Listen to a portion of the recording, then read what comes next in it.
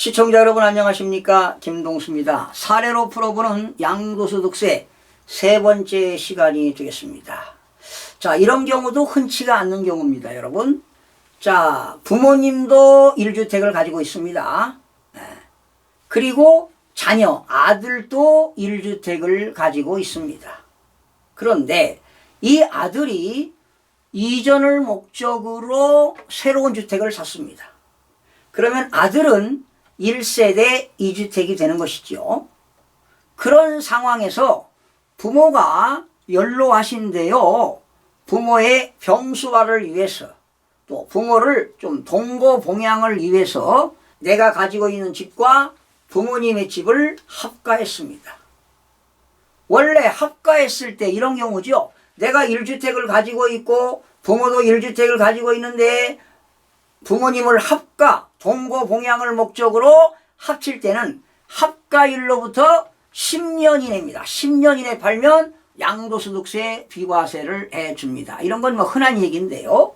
자, 제가 1주택을 가지고 있습니다. 부모님도 1주택을 가지고 있습니다. 그런데 아들은 주거 이전 목적으로 새로운 주택을 하나 샀습니다. 그러면 일시적인 1세대 2주택이죠. 이때 종전주택을 3년 이내 팔면 비과세가 되는 거예요. 그런데 그런 와중에 부모님의 동거봉양을 목적으로 세대를 합쳤습니다. 그렇다면 1세대 3주택이 되는 것입니다. 이때 아들이 종전주택을 양도했을 때 비과세가 되느냐 과세가 되느냐 결론부터 말씀드릴게요. 비과세 받을 수 있습니다. 그러면 실질적으로 한번 살펴보겠습니다. 여러분 2017년 2월에 A주택을 취득했습니다.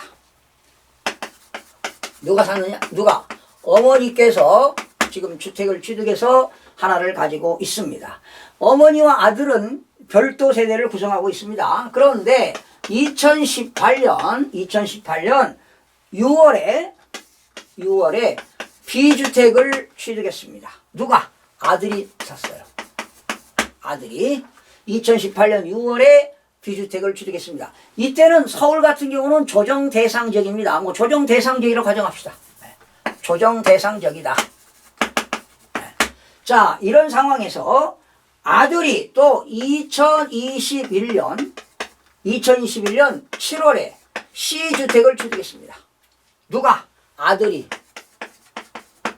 이거는 비조정 대상적에다가 아들이 C주택을 하나 취득을 했습니다. 이런 상태에서 지금 아들은 2018년 6월에 B주택을 취득하고요. 1년이 지난 이후에 7월 달에 또 C주택을 샀으니까 아들은 일시적인 1세대 2주택입니다. 그렇다면 아들은 B주택을 팔아도 비과세가 되는 것이지요. 그런데 지금 아들은 1세대 2주택이고 어머니는 1세대 1주택입니다. 그런데 2022년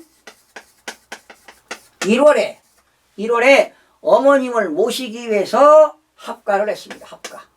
부모님을 동거봉양을 목적으로 합가를 했습니다. 그리고 그해 2022년 9월에 뭘 팔았느냐? 아들 집 B주택을 양도했습니다.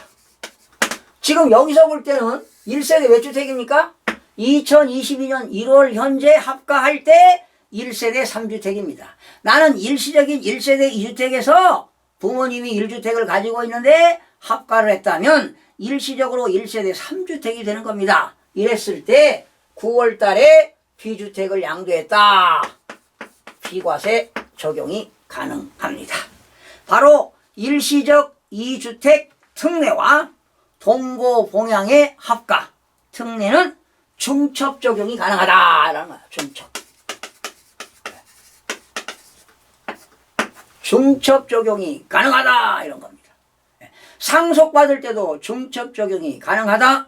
부모를 만 60세 이상인 부모를 동거봉양을 목적으로 1세대 2주택인 상태에서 합가하는 경우 일시적으로 3주택이 되는 경우도 중첩 적용이 가능하기 때문에 비과세를 받을 수 있다 이런 내용이 되겠습니다. 여러분들 충분히 이해가 되셨죠? 여러분 다음 시간에 찾아뵙겠습니다. 고맙습니다. 구독과 좋아요, 알림 설정을 누르시면 더 많은 정보를 얻을 수 있습니다.